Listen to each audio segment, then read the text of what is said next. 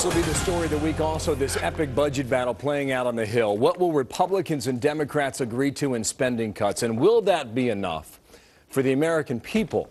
On the table, $33 billion in cuts. That's 0.9% of the current budget. Jeff Sessions, ranking member of the Senate Budget Committee, with me now. And Senator, welcome back. Nice to see you here in America's newsroom. Thank you, Bill. I watched you on Sunday, and I've seen some of your interviews in the past couple of days, and you believe $61 billion is the proper number to cut. It seems like Democrats in the Senate are about half that level. So where will these two sides meet, Senator?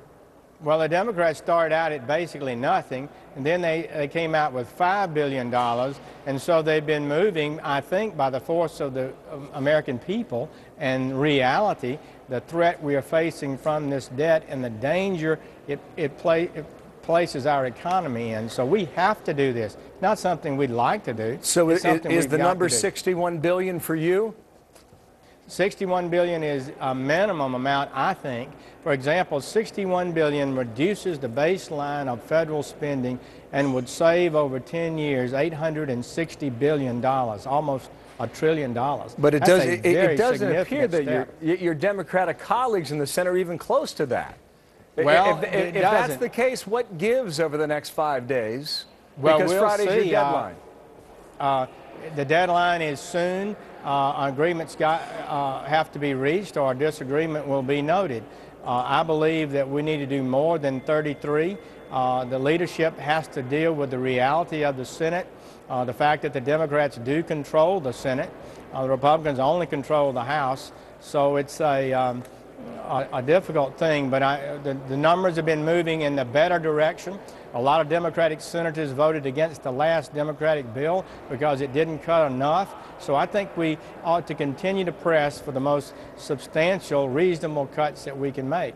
Okay, now, Harry Reid, the Senate Majority Leader, was sort of couching what's going on behind the scenes. I want to play a little bit of what he talked about on CBS. I want to ask you two specific questions about this comment. Go ahead, roll this. The Tea Party is dictating a lot that goes on in the Republican leadership in the House, and they shouldn't. It shouldn't be that way. We've agreed on a number. Let's work to get that number done. All right. He says there's a deal. They've agreed on a number. Is there a deal or not? Harry Reid says that, but John Boehner, the man he'd have to agree with, and Mitch McConnell haven't said that. And I'm really offended, Bill, that Chuck Schumer and the leadership, Harry Reid and others are demonizing the Tea Party. Millions, tens of millions of Americans who went out and said, we've got to get this country under control, and now they're directly and openly attacking them, the things they stood for. They're defenders of the big government philosophy, and they're openly showing themselves as that. And so I hope the American people will write letters and emails and messages to say we've got to contain spending. This country is at risk. Yeah. That was my second question about the Tea Party.